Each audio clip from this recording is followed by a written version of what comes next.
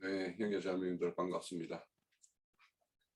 오늘 이제 지난주 우리가 제사장들이 갖춰 있는 옷에 대해서 공부를 했었고, 오늘은 그 옷을 입고서 이제 정식 제사장으로서 이제 이임을 받아서 그 직무를 수행할 그런 마지막 그 단계의 말씀을 우리가 살펴보고 있습니다. 오늘 이렇게 내용은 이제 출애굽기 29장과 레위기 8장을 이렇게 읽었는데, 실질적으로 레위기는 바로 29장에 이어서 계속 나오는 어떤 내용이라고 봐도 무방할 정도예요. 원래는 책 내용으로 보면 하나님이 모세를 불러가지고 뭔가 하늘의 식양을 보여줄 때 우리가 이 장 순서대로 이렇게 우리 모세오경 이렇게 우리가 보고 있는 이 책 순서대로만 이렇게 읽어주지 않았을 거 아닙니까? 그래서 그 이후에 이렇게 일들을 이렇게 생각을 해보면 어쩌면 레위기는 29장 다음에 30장부터는 레위기 이야기가 이렇게 딱 이렇게 될 가능성이 훨씬 많죠. 책 내용으로 보면. 자, 오늘 그 우리가 이제 알다시피 레위기에 소개되고 있는 제사는 대표적으로 이제 한 5가지를 이야기하고 있는데, 그 5가지 제사의 종합 세트가 어째 보면 이 이임식 제사입니다. 그래서 이임식 제사에는 속죄제와 번제와 그 이임을 하는 그 하목제 이 3가지로 이렇게 구성이 되어 있고, 이거를 7일 동안 이제 계속하게 되어 있어요. 제사 내용에 대해서는 이제 우리 오늘 본문에서도 이렇게 소개가 되고 있지만 레위기 8장에는 좀 더 세부적으로 되어 있다 싶어서 한번 29장에서 언급되지 않은 내용도 레위기에는 언급되어 있는 내용이 있고, 그래서 한꺼번에 이제 같이 말씀을 들었습니다. 자, 참 중요하죠. 우리가 하나님은 제사장 나라를 세우기 위해서 이스라엘을 출애굽시켰고, 원래 애굽에 집어넣은 것도 하나님은 이 제사장 나라를 꿈꾸고 이제 이렇게 애굽으로 내려가게 했고, 때가 되어서 이제 출애굽을 시켜서 이제 하나님의 법을 줘서 그 법대로 집행하는 어떤 그런 제사장 나라를 이렇게 꿈꾸고 그렇게 모든 창조 계획을 집행했을 거라 믿습니다. 그러면은 이제 오늘 우리 29장은 우리에게 보여주는 모형이라면, 이제 우리가 이와 같은 일, 이거는 모형이고 그림자라면 29장이나 이렇게 언급되는 내용이 우리 모두가 이제 제사장이 되어야 되잖아요. 그러면 우리에게 이 일들이 다 일어나야 되는 거예요. 뭔가 영적으로. 그러니까 다 그런 의미를 생각하면서 오늘 모형적으로 보여주는 29장의 말씀을 우리가 나누면 좋겠습니다. 자, 우선 오늘 이제 제가 이걸 어제 그 카톡에 공지한 대로 좀 나눠서 이렇게 이렇게 증거하는 게 좋겠다 싶어서 오늘은 1절에서 14절까지 속죄제를 드리는 거에 한해서 우리가 좀 나누고 내일에 이어서 이렇게 하면 될 것 같습니다. 그래서 오늘 제사장의 직임을 이임받는 이 가정에서 이루어지는 첫 번째 제사인 속죄제에 대해서 중심을 두고 우리 말씀을 나누도록 하죠. 자, 우리 형제자매님들, 이 제사에 대해서 이제 우리 형제님을 통해서 이제 레위기 말씀도 아마 다 들은 분도 있고 안 들은 분도 있을 텐데, 뭐 들었다 하더라도 그걸 다 지금까지 기억하고 있는 사람이 뭐 있겠습니까? 자, 속죄제의 그 의미에 대해서 한번 우리 나누도록 하죠. 자, 준비된 형제님 증거해 주시죠.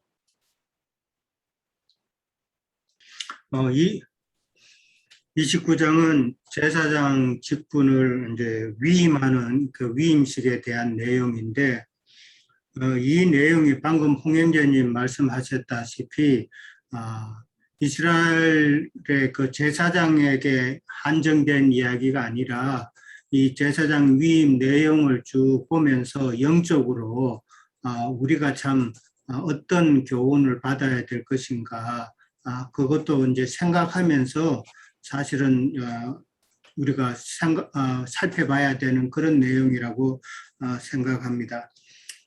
위임이라는 말은 뭐 너무나도 잘 아시는 거니까 이제 하나님 앞에 그리스도를 준비해서 나가는 것이 한마디로 이제 딱 이제 위임이다. 그렇게 정의를 하면은 될 것 같고요. 그 다음에 이제 그 오늘 본문에 쭉 보면은 네가 그들에게 나를 섬길 이런 식으로 시작하면서 이 위임식의 집례자는 모세라는 것이죠. 모세를 통해서 사실은 하나님께서 위임하시는 것이지만은 모세를 통해서 지금 위임식을 하고 있다라는 것이죠. 그 다음에 이제 그 위임식의 목적은 1절에도 나와 있지만은 나를 섬긴 제사장 직분을 위임하여 그들에게 거룩하게 한다라고 그랬거든요. 그러니까 그들을 거룩하게 하기 위해서 이제 위임식을 하는 것인데, 거룩하다는 말은 뭐 다 비슷한 의미지만은 특별히 지금 제사장이라는 사람은 따로 성별하다 한다는 그런 의미로 생각하는 것이 좀 더 정확한 표현이라고 생각이 됩니다. 제사장이라는 직분은 뭐 잘 아시다시피 백성들이 하나님 앞에 드린 것을 이제 제사장이 하나님께서 기쁘게 받으실 수 있도록 그렇게 어떻게 보면은 중보하는 그런 개념이잖아요. 그러므로 제사장은 반드시 거룩해야 되는 것이죠. 거룩한 뒤에야 제사장의 직분을 감당할 수 있기 때문에 이렇게 제사장 위임식을 다루고 있는 것이죠. 그만큼 제사장이라는 그 위치가, 그 직분이 그만큼 하나님 보시기에는 중요하고 또 엄하고 참 거룩해야 되는 그런 위치라는 것이죠. 그런 위치인데 제사장이라는 게 이제 오늘날로 말하자면은 말씀을 가졌다 하는 교육자들도 스스로 자기들이 제사장이라고 그러는데, 이 제사장 위임의 그 내용을 보면은 과연 신학교육 그냥 몇 년 다녔다고 해가지고 자기네들이 제사장이라고 그렇게 할 수 있는가 한번 생각해 봐야 되죠. 성경에도 여로보암의 죄라는 게 있는데, 여로보암은 자기의 편한 대로 자기 이익을 위해서 함부로 제사장을 세웠잖아요. 사제들을 세우고. 그게 오늘날의 신학교를 통해서 참 하나님이 보시기에 악한 그런 일을 오늘날에도 그대로 연결해서 이어져서 나오고 있다는 것은 이제 우리는 알고 있죠. 그만큼 이제 제사장은 특별히 이제 거룩히 구별되어야 되고, 또 제사장은 하나님께로부터 위임을 받았기 때문에 제사장이 해야 되는 일은 세상 일이 아니다. 하나님의 일을 하는 자라는 것을 근본적으로 알아야 되는 것이고, 그 다음에 하나님께로부터 위임을 받았기 때문에 사람의 그 뭐 제3자의 간섭 없이 하나님의 말씀에 귀를 기울여야 된다는 그런 의미도 또한 내포하고 있다고 봅니다. 오늘 보면은 이제 본문 14절까지인가요? 이제 거기까지 쭉 보면은 위임을 하는 데 있어서 여러 가지 준비해야 될 것들이 이제 많이 있죠. 첫 번째로 보면은 이제 희생제물을 준비해야 되고, 그 다음에 이제 위임할 사람들 물로 씻는 그런 과정도 있어야 되고, 그 다음에 의복을 입는 그런 과정도 있어야 되고, 그 다음에 간유를 또 붓는 그런 과정, 그 다음에 이제 수송아지를 갖다가 그게 안수하는 거, 그 다음에 수송아지의 그 모든 내장의 기름이나 이런 것들을 제단 위에서 불 사르는 거, 이런 내용들이 이제 쭉 준비 사항으로 이제 나와 있습니다. 이런 거 과정을 보더라도 제사장의 과정은 참 이런 과정들을 다 거쳐야 된다는 것을 이제 영적으로 우리가 생각해 볼 수가 있는 것이죠. 위임식을 위해서 첫째는 이제 희생제물을 준비하는 것인데 희생 제물은 다 사실은 이제 그리스도를 상징하는 그런 의미로 우리가 이제 생각해 볼 수가 있죠. 어린 수소 한 마리가 필요하고 그다음에 그 흠없는 순양 두 마리가 필요하고 그다음에 이제 성경의 2절에 보면은 무교병과 기름 섞인 무교 과자, 그다음에 기름 바른 무교 전병 이런 것들은 다 고운 밀가루로 만든다라고 그렇게 표현이 돼 있어요. 지금 무교병이나 뭐 그 무교 과자나 전병 이런 것들은 다 이제 식물이고 음식이잖아요. 식물이고 음식이기 때문에 우리 믿는다고 하는 사람들이 반드시 먹어야 될 그리스도의 말씀을 상징하는 그런 표현이다라고 이제 생각이 되어집니다. 그 다음에 이제 4절에 보면 이제 물로 씻는다는 게 나오죠. 사람들을 이제 물로 씻는데 정결 예식을 취하는 것이죠. 정결 예식을 취하는 건데 뭐 그냥 일반 물이지만은 그 물이 의미하는 것이 생명의 그 말씀의 물로 정결케 되는 것을 이야기하고 있다라고 그렇게 이해를 합니다. 그 다음에 이제 의복을 입히는 거예요. 의복에 대해서는 지난번에 뭐 다 나누었기 때문에 잘 아실 거고, 먼저 아론에 대해서 이제 의복이 나오죠. 아론에 대한 의복은 잘 아시다시피 속옷을 먼저 입고 그 다음에 에봇을 받치는 겉옷, 겉옷을 입고 그 다음에 이제 에봇을 걸치고 그 다음에 에봇 위에 또 흉패를 걸치고 에봇 띠를 또 띠고 그 다음에 머리에 간을 쓰고 그 간에 폐가 부착을 해야 되는 것이죠. 이렇게 아론의 이제 그 옷이 나오고 거기에다가 이제 간유를 가지고 이제 머리에 붓는다라고 그렇게 나와 있습니다. 오늘 본문에서는 관유를 이제 모세에게만 붓는 것처럼 이렇게 모세가 아니라 아론에게만 붓는 것으로 그렇게 나오지만은 사실 뒤에 가면은 21절에도 보면 뒤에 가면은 그 아들도 또 같이 관유를 붓는 걸로 나오는 걸로 알고 있습니다. 그다음에 이제 관유로 이제 머리에 이제 부었다는 말은 간유라는 것은 이제 많은 고난으로 온전케 되신 예수 그리스도의 인생을 의미하는 것이기 때문에 제사장의 그 머리 위에 간유를 붓는다는 것은 예수님처럼 제사장이라는 그 직분이 참 많은 고난을 동반하는 그런 직분이다라는 것을 암시하는 그런 내용이다라고 저는 생각을 해봅니다. 그 다음에 이제 그 아들들에 대한 옷이 나오는데 아들들은 속옷을 입는다고 그렇게 나와 있어요. 그 8절에 보면 그의 아들들을 데려다가 그들에게 속옷을 입히고 그랬는데 이 속옷이라는 것은 사실은 겉옷이죠. 속바지 위에 그냥 속옷이라는데 일반 제사장들에게는 그 아들들에게는 겉옷에 해당되는 것이죠. 그렇게 이해를 해야 되고 그 다음에 띠를 띠고 간을 씁니다.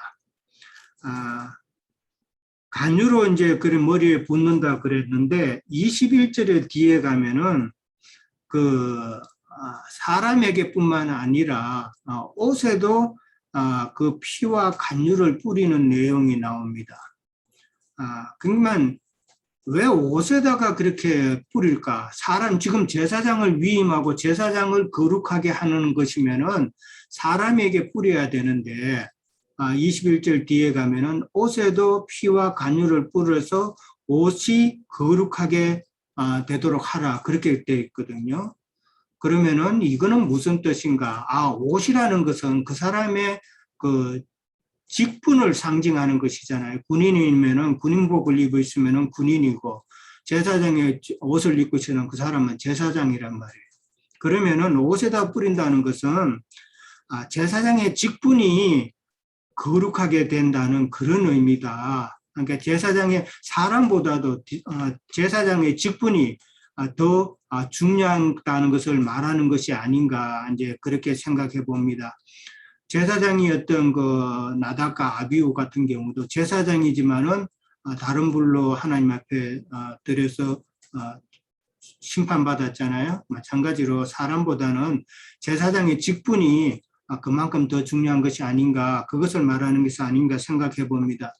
그러면은 이제 우리에게도 우리가 참 은혜로 제사장의 그 직분을 받은 자면은 계시된 말씀으로 제사장의 역할을 감당하면은 참 제사장의 직분이 얼만큼 중요한 것인가를 생각해 봐야 된다는 이야기겠죠. 그 다음에 이제 10절에 이제 넘어가면은 이제 수송아지를 이제 해막 앞으로 끌어오는 내용이 나옵니다. 수송아지를 해막 문 앞에 끌어 나와서 아론과 그의 아들들이 이제 그 머리에 안수하는 이야기가 나옵니다. 안수하게 되면은 이제 안수하는 내용이 나오는데, 안수라는 것은 그 짐승과 내가 지금 연합된다는 그런 의미로 이제 우리가 생각해 볼 수가 있죠. 또 수송아지는 또 예수님의 그 희생 제물이기 때문에 내가 예수님과 한 영이 된다는 그런 의미로도 생각해 볼 수 있지 않나 생각합니다. 그 다음에 이제 해막문 여호와 앞이라고 그랬거든요. 거기서 송아지를 잡는다라고 나옵니다. 그러니까 해막문 여호와 앞에서 송아지를 잡는다는 것은 모든 저주를 대신 짊어지신 예수님의 그 십자가의 죽으심을 지금 상징하는 것을 말하는 것이 아닌가, 그렇게 이해를 하고요. 그 다음에 그 피를 손가락으로 제단 뿔에 바른다고 그랬거든요. 그거는 이제 구원의 뿔이죠. 그 피가 바로 구원의 뿔로 이제 구원으로 그렇게 연결하고요. 그 다음에 그 피 전부를 제단 밑에 쏟으라고 그랬거든요. 그러니까 상당한 그 양이 되겠죠. 그 피 전부를 제단 밑에 쏟는다는 것은 그리스도의 그 피가 바로 구속의 기초가 된다는 것을 상징하는 의미가 아닌가, 그렇게 이해를 해봅니다. 계시록에 보면은 제단 아래에 신원하는 정인들이 있었죠. 그것도 마찬가지로 그들의 그 피 마찬가지로 그런 의미로 연결을 한다고 보면 될 것 같습니다. 그 다음에 이제 그 수송아지를 이제 잡았을 때에 그게 참 내장에 덮인 모든 기름이 있고 간 위에 있는 꺼풀, 그 다음에 두 콩팥과 콩팥의 그 기름을 제단 위에 불사른다라고 그렇게 나와 있거든요. 이게 내장에 덮인 모든 기름, 간 위에 있는 꺼풀, 이런 것들은 다 이제 기름이 이제 그건데, 이제 육적 자아를 상징하는 그런 표현들이라고 보고요.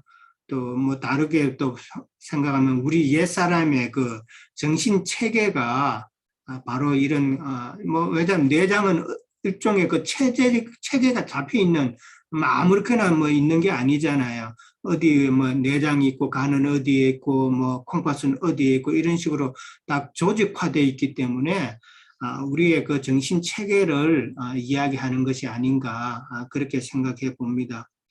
그러니까 우리의 정신 체계에 있어서 옛사람의 그 기름이라는 것은 저는 욕심이 아닌가, 실제는 그 이제 욕심이 아닌가, 그렇게 생각을 해 봅니다. 그리고 이제 간과 이제 콩팥이 나오는데, 간하고 콩팥의 기능은 잘 아시다시피 몸의 그 독성을 해독하는 그런 기능을 하잖아요. 이제 거기에 기름이 끼었다는 것은 몸의 독성을 이제 해결하지 못하는 것이죠. 그러니까 그런 기름이 끼어 있면은 세상 것에 내가 심취되어 있고 세상 것이 나를 찾고 있으면은 복음이 들어와도 이게 진리인지 비진리인지 잘 분간할 수 없다는 그런 의미가 되겠죠. 그러니까 우리의 그 육적 자아를 다 제거해야 하나님의 그 진리의 말씀을 바로 분별하는 그런 역할을 기능을 제대로 감당할 수 있다. 그렇게 이제 이해를 해봅니다.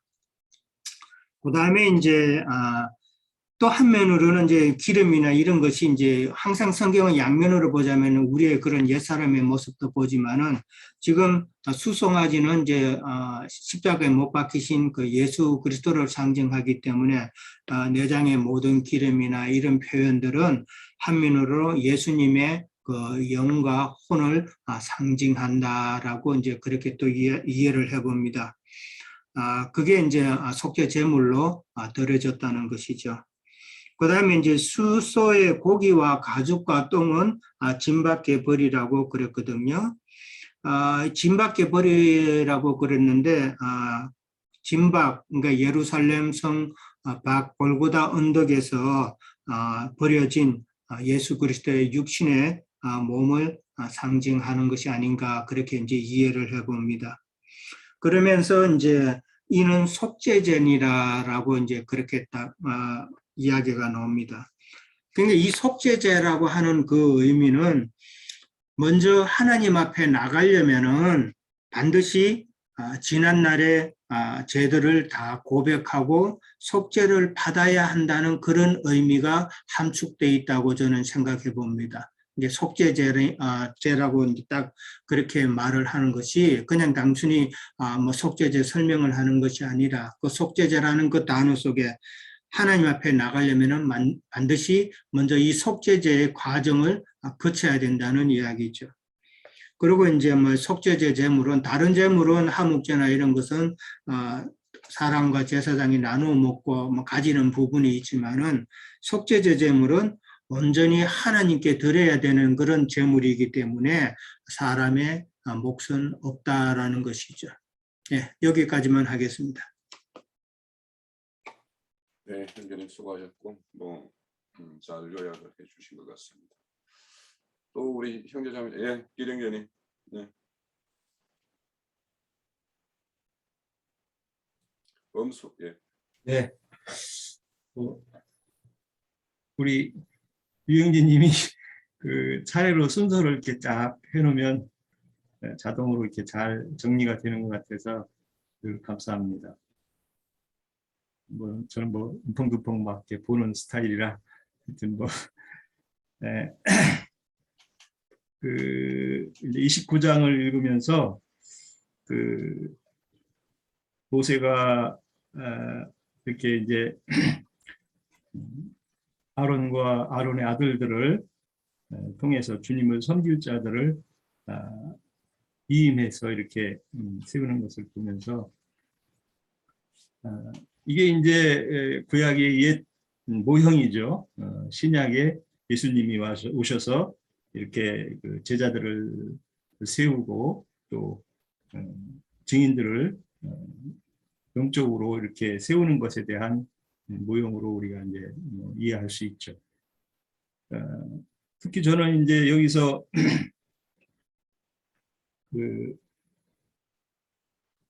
기름을 이제 관유를 붓는 이제 그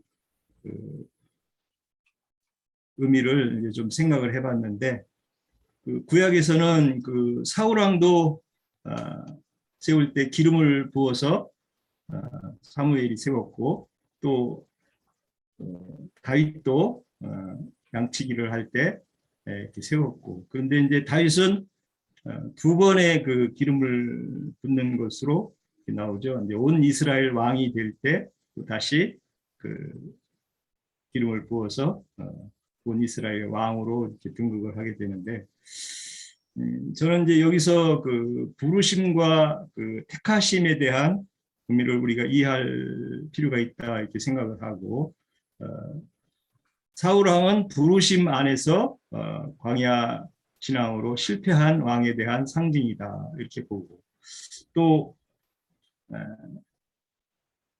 우리가 어떤 부르심을 부른 자들은 많은데 택하심을 입는 과정에는 참 이제 귀하다 하고 이제 보는데 저번에 우리가 얘기할 때 이제 계시록 몇 장이죠? 17장인가? 거기에는 이제 빼내심이라고도 이제 옛날 성경이죠. 옛날 성경에는 빼내심이라고도 이제 이렇게 기록이 되어 있습니다. 그래서 부르심을 받고 빼내심을 받은 자들은 이 길이로다 이렇게 요즘 개역 개정인가는 거기 그렇게 돼 있고 요즘 새 번역에는 뭐 그렇게 안 돼 있는 그냥 택하심이로 이렇게 나오는 것 같더라고요 보니까. 그래서 우리가 주님 안에서 부르심 안에서 택하심이 얼마나 이제 중요한 것을 이해할 수 있고, 그래서 이제 형제님을 통해서 어떤 진리들을 우리가 전수받고 또 그 증거를 받아들이고, 그래서 참으로 우리가 말씀 안에서 진리들로 우리 속사람을 채우는 과정은 정말 주님의 은혜 위에 은혜가 임하는 그런 말씀의 응함이라고 저는 이제 이렇게 생각을 하고 있고요. 또 저는 이제 이런 그 아론과 아론의 자녀들을 통해서 그 제사장을 세우는 이 과정을 히브리서 7장, 8장, 뭐 10장, 13절에 이렇게 예수님에 대한 주님이 무흠하신 주님이 유흠한 아론 제사장을 통해서 구약의 제사장으로 세웠던 것이 흠이 있다. 그래서 완전하신 무흠하신 예수님이 오셔서 그것을 완전하게 실현해서 우리에게 그 구약에 체결됐던 그런 것들이 완전성을 이루는 의미로 주님이 제물이 되시고 또 그 제물 안에서 제자들을 세우고 또 하늘의 이치들을 가르쳐서 더 말씀들을 완전하게 이해할 수 있도록 우리에게 전해주는 거라 이렇게 생각합니다. 그래서 뭐 아까 우리 형제님도 그 불사르는 것과 또 가죽과 똥, 진 밖에 불사르라 이렇게 했는데, 우리 육과 혈에 있는 것들은 사실은 뭐 자동으로 어떤 세상에 대한 추구가 있는 것 같아요. 저도 그 세상에 살 때 가난과 또 어떤 상황이 어려울 때마다 왜 우리 인간들은 이렇게 어려움 속에서 이렇게 살아야 되나 하는 그런 고민을 많이 했던 시간들이 있었는데, 그것이 없이는 또 이 세상에서는 살아갈 수 없는 그런 그 첫 아담 정신에서는 그게 이제 필요한 것들이고, 근데 이제 그런 의미를 벗어나서 그것이 하나님 앞에는 불사라져야 되고 태워져야 되는 것들이라고 이해할 수 있죠. 그래서 아까 우리 유행재님이 그 이제 속죄제, 속죄제에 대한 의미를 이제 얘기를 하셨는데, 저는 이제 그 속죄제가 그래서 우리가 허물이라는 개념으로 저도 이해를 하고 있고 그런 부분도 있는데, 사실은 이제 속죄제는 그 첫 아담이 범죄한 그것을 처리하는 제사죠. 첫 아담. 우리의 허물과 어떤 그 세상에 있는 죄들은 속건제로 우리가 교회 생활에서 늘 치러야 될 부분으로 이제 또 이해할 수도 있고 이해해야 되고, 속죄제는 첫 아담이 범죄한 그 뱀의 미혹을 받아들인 그런 상태에서 교회에 실현하는 지금 오늘날의 그 세상교회, 교파교회들은 정말 그 속죄제가 처리가 됐는지 저는 이렇게 묻고 싶고, 그분들이 신앙생활을 그렇게 잘못하는 것은 정말 신앙 양심이 처리되지 않은 그런 거라고 저는 이렇게 보고 있습니다. 왜냐하면 세상에 있는 것들로 주님 앞에 나가려고 하는 그런 제사들이 그게 속죄제가 처리가 안 됐기 때문에 신앙의 양심이 고침을 받지를 못했거든요. 그래서 말씀 안에서 말씀으로 이어지는 이 체계를 이해를 못하는 것 같아요. 영진님 늘 말씀하시지만 하나님은 말씀이시기 때문에 말씀을 통해서 모든 계시와 모든 뜻들을 이렇게 피고 계신데, 그 말씀 안에서 말씀으로 이어지는 그런 그 계시들을 이해를 해야 되는데, 오히려 그 말씀을 가지고 세상 상식으로 또 세상의 이론으로 이것을 그 이해하고 또 그것을 강해하기 때문에 늘 그 진리를 추구하지만 진리에 이르지 못하는 그런 현상이 일어난다고 봅니다. 그래서 우리에게 주어진 책무는 정말 하나님 뜻 안에 있는 이 계시들이 우리는 잘 증거되는 정말 온전한 무흠한 그런 그 진리들이 이해돼서 새로운 제사장으로 이 역할을 잘 감당하고 주님 앞에 쓰임 받는 저와 우리 지체들이 되기를 바랍니다. 네, 여기까지입니다. 네. 저기 잠깐만 내가 저기 중간에 적어서 좀 미안한데 우리 이제 기령계님이 잘 증거를 했는데 그 중에 속죄제와 속건제라고 하는 그 용어에 대해서 내가 조금 분명하게 해둬야 될 것을 해야 될 필요가 있는 걸 느꼈어요. 속죄제라는 건 다시 말해서 1년에 단 한 번 대사제가 지성소에 가서 제사를 드리는 거예요. 그런데 그게 이제 대속죄절날 모든 속죄제들을 지난 모든 그 제사들을 단번에 그것을 완성하는 것이 이제 속죄일 날의 속죄제사예요. 그런데 그 속죄제사라는 뜻은 죄와 연합된 욕심, 즉 근원적인 죄의 성향, 죄성을 심판한다, 그런 뜻이에요. 대속죄절 날의 속죄제, 모든 제사에는 속죄제가 필수적으로 다 들어있어요. 그런데 대제사장이 1년 1차에 지성소에 들어가서 속죄제를 완성하면 모든 죄들이 단번에 다 속죄가 되는 거예요. 그러니까 속죄제를 매번 드릴 필요가 없게 된 거죠. 이제 예수님이 제사를 단번에 드릴 것에 대한 상징이에요. 그 속죄제사라는 것은 죄성을 심판해버린다 이 말이에요. 육체의 욕심, 육적 자아라고 그러죠. 그 욕심을 처리해버린다 이 말이에요. 그것이 심판이 근본적으로 안 된 사람은 회개를 백날 해도 이제 속건제를 백날 여러 번을 계속 드려도 소용이 없는 거예요.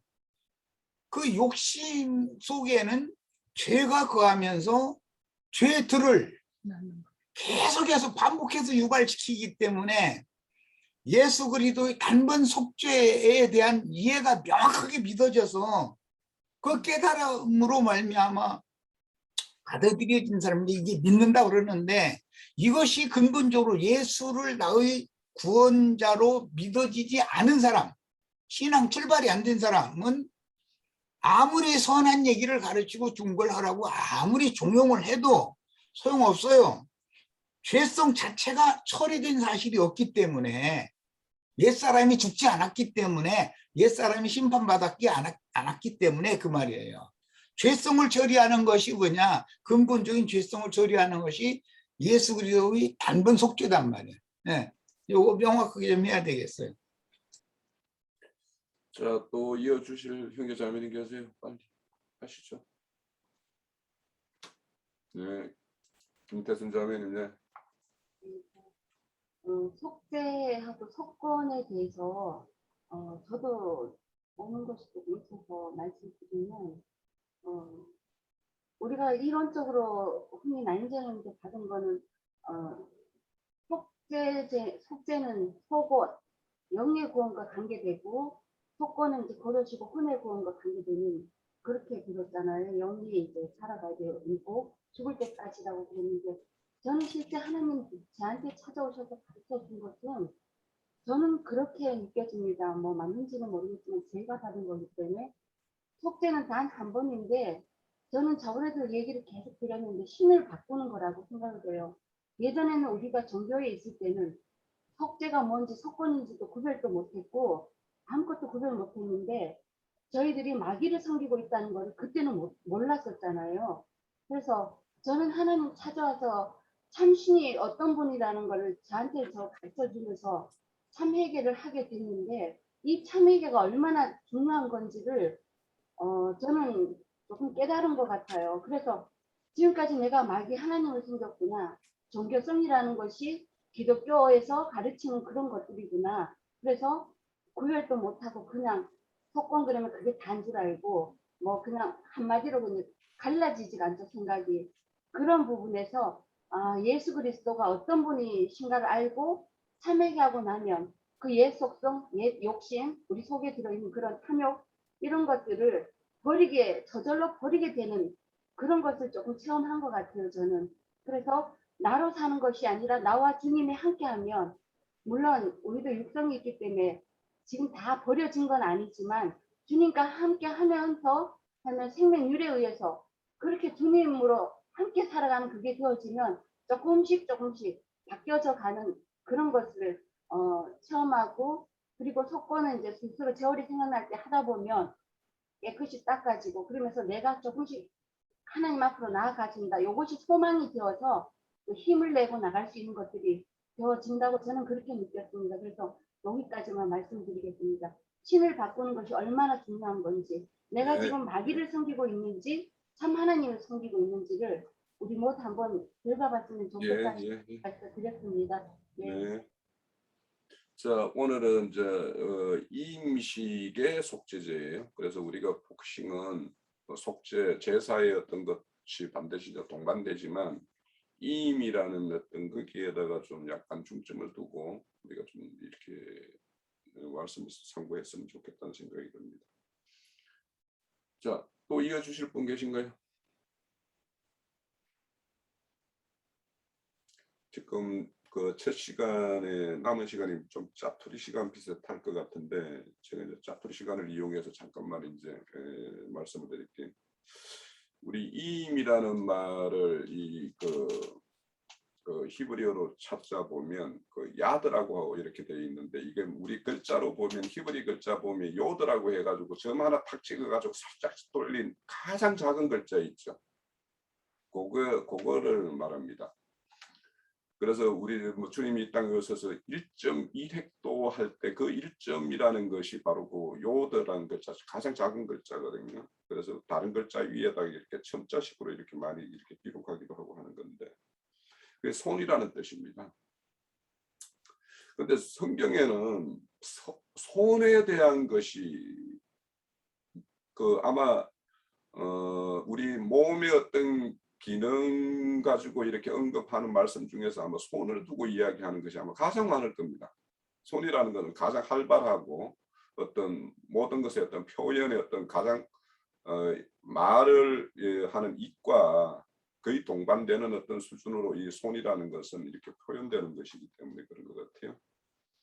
그래서 이제 이 손에 대한 어떤 이해로 이 이임이라는 말을 왜 이제 그 손이라고 했을까? 그거는 이제 손의 어떤 그 성경에서 기록하는 말씀에 어떤 제가 한번 찾아보니까 크게는 한 10가지 뭐 분류를 제 나름으로 이제 크게 나눴을 때 한 10가지 정도로 이렇게 분류가 돼요. 손이라고 할 때.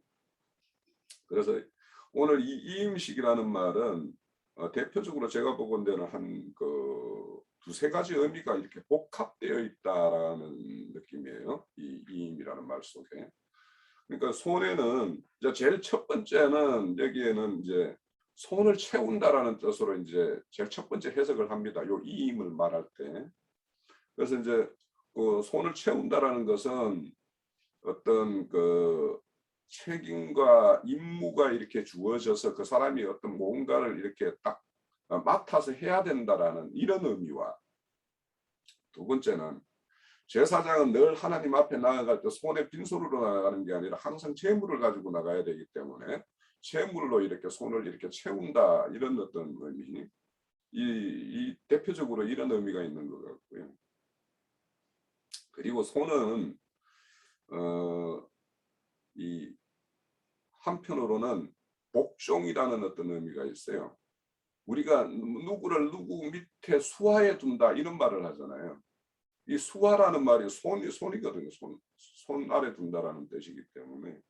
그래서 어떤 제사장이라고 하면 대제사장은 아버지 하나님 앞에서 아들로 오신 예수님의 어떤 표상으로 볼 때 그 어떤 그 충성되게 복종하는 모습이 있고, 또 대제사장의 직임을 이렇게 돕는 옆에 일반 제사장들은 또 대제사장의 어떤 지시와 명령에 따라서 이렇게 수행해야 되는 어떤 그런 면이 있는 것 같아요.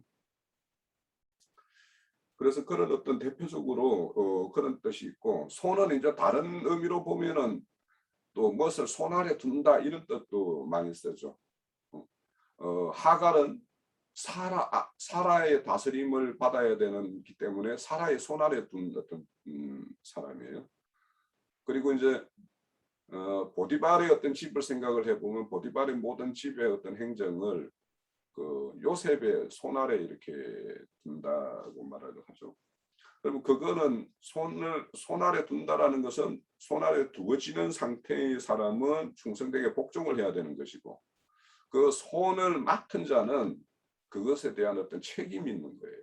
그러니까 지금 그래서 이런 어떤 제사장 이임을 받는다라는 것은 하나님의 어떤 대리인으로서의 어떤 그런, 또 사람과 하나님 사이의 어떤 중간자적인 위치에서 이렇게 일을 한다라는 측면에서는 하나님 밑에 어떤 손 아래 두는 어떤 측면이 있고, 또 스스로가 그 어떤 제사장에게는 고유한 어떤 직무가 있기 때문에 그 직무를 맡아서 수행한다라는 측면에서는 책임과 의무가 있다라는 것이에요. 그래서 이런 이임이라는 것이 우리가 생각을 할 때 거기에는 우리 위에는 반드시 이제 하나님이 계시고, 하나님의 어떤 하나님을 기준으로 보면 우리가 그분 앞에 충성되게 이렇게 행해야 되는 면이 있고, 또 사람들에 대해서 그 중간적인 입장에 있는 걸 고려한다라면 그거에 대한 어떤 책임을 지어야 되는 어떤 그런 문제가 있어요. 그래서 우리가 이 이임이라는 것을 말할 때 그런 어떤 본질적으로는 하나님의 어떤 밑에서 우리가 수종하는 입장에 있고, 사람들 죄인의 입장에서 보면 그들에 대해서 어떤 책임지는 어떤 입장이 있다. 그래서 우리가 28장 그 출애굽 28장에 볼 때 거기 이제 그 제사장의 간 위에 쓰는 어떤 금패에 여호와 성결이라고 이렇게 써서 이렇게 붙인다고 그랬잖아요. 그러니까 여호와 성결이라고 하는 그 제사장의 어떤 패를 달고 그분이 이제 제사 제물의 어떤 희생 제물의 어떤 피를 가지고 하나님 앞에 나아갈 때 그 피에 어떤 흠결이 있으면 안 되겠지만, 흠결이 있다 하더라도 뭐냐면 그거는 제사장이 책임져야 되는 거예요. 원래 그 제물이 간금을 할 때 제물에 어떤 흠결이 있으면 그걸 제물로 쓰면 안 되는 것이었고, 그런데 그때 간금을 할 때는 제물에 어떤 흠결이 없는데 그 어떤 취급 과정에서 뭔가 흠결이 있어서 하나님의 어떤 책망을 받을 일이 있으면 그거는 전적으로 뭐냐면 제사장들이 책임진 거예요. 제사장이, 그래서 우리가 속건제를 드릴 때 속건에 대표적으로 뭐냐면 희생제물에 대한 손상을 입혔을 때에 대한 손해배상이 거의 5배라는 거잖아요. 그 속건에. 그래서 그런 어떤 책임과 의무가 있고, 또 하나님 앞에서는 충성되게 이렇게 행해야 된다는 그런 것을 기본적으로 가지고 있는 것이 이 제사장 이임의 어떤 이임 받는 자, 이임하는 하나님의 어떤 뜻이 그렇게 있다라는 걸 우리가 좀 염두에 둬야 되겠다라는 생각이 들고, 우선 이 제사라는 걸 한번 생각을 해보면요,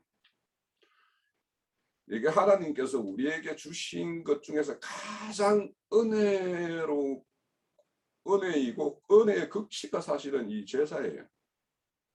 왜냐하면 죄인이 하나님의 앞에 나아갈 수 있는 유일한 길이 제사예요. 만약에 이 제사가 없었으면 우리 죄인이 하나님 앞에 나아갈 방법이 없는 거예요.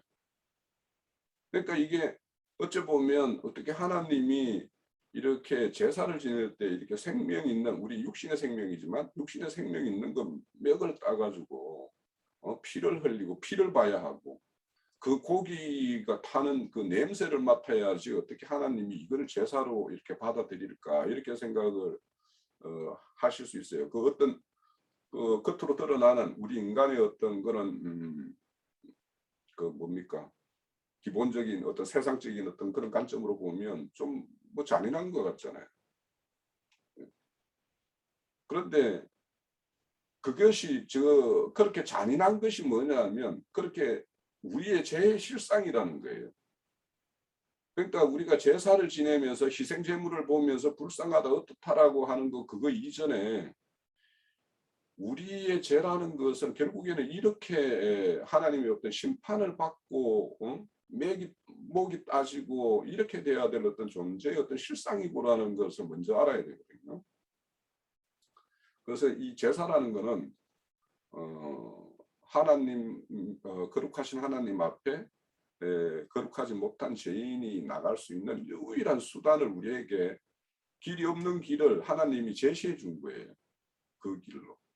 그래서 그런 어떤 제사라는 의미가 그런 것이 있고, 제사라는 크게 두 가지 같아요. 그렇게 해서 나아갈 수 없는 길을 열어주신 것에 대한 어떤 그런 제사가 있고, 다른 하나는 우리 죄인을 이렇게 받아주신 것에 대한 어떤 감사로 드리는 어떤 진짜 헌물로 드리는 이런 어떤 제사가 있는 거예요. 선물로서. 그래서 그거는 이제 크게 보면 우리가 제사에 보면은 자원에서 드리는 죄, 서원에서 드리는 죄, 감사에서 드리는 죄, 제사. 이 제사는 그냥 이 감사함에서 드리는 제사예요. 그렇지만 거기 이전에 지금 뭐냐면 죄인인 아론과 그 아론의 아들들이 하나님의 앞에 나가서 하나님의 일을 행할 수 있는 그 절차를 받기 위해서 이게 속죄제나 이런 것들은 나갈 수 없는 자가 나가게 하기 위해서 거치는 절차예요. 그래서 우리가 이 제사를 이해할 때 크게 그렇게 두 가지로 좀 나누어서, 그러니까 나는 나아가는 길을 위해서 제사를 드리는지, 아니면은 그분의 우리를 이렇게 받아주시고 또 우리를 어떤 그 하나님의 일에 이렇게 쓰임이 되게 해 주신 것에 대해서 어떤 감사로 나아가는 것, 제사를 지내는 것인지, 그런 것들에 대해서 우리가 생각해야 되는데, 우리는 이제 실질적으로는 감사의 제사를 이제 많이 드리는 어떤 그런 입장으로 전환이 돼야 되겠죠. 자, 제가 짜투리 시간이라고 생각이 들어서 좀 말씀을 드렸고요. 우리 첫 시간은 지금 11시 36분이니까 첫 시간을 이쯤에서 좀 마치겠습니다.